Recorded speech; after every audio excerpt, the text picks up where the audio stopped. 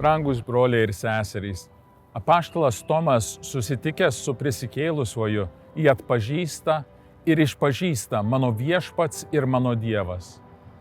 Tomo tikėjimas gimsta susitikime su Kristumi, prisilietus prie jo žaizdų. Ir mes esame kviečiami į tokį susitikimą.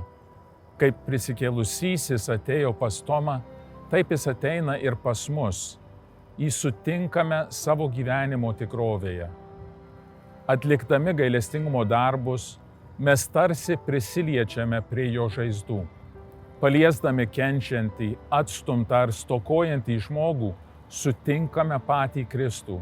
Būtent čia prisikėlusį iš mirties jį atpažįstame.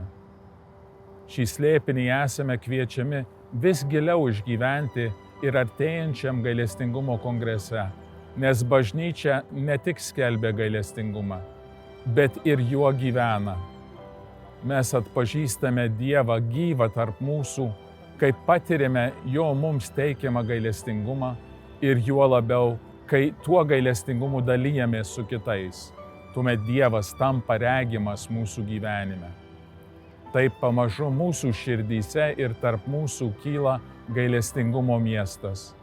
Vieta, kur Dievas yra arti, o žmogus žmogui tampa Kristaus meilės ženklu.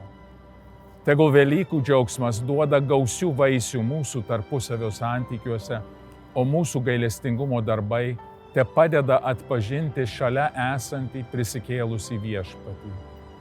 Viešpats tikrai prisikėlė, tegul kiekvienas iš mūsų su tikėjimu ištaria mano viešpats ir mano Dievas. Su šventomis ir viltingomis Velykomis.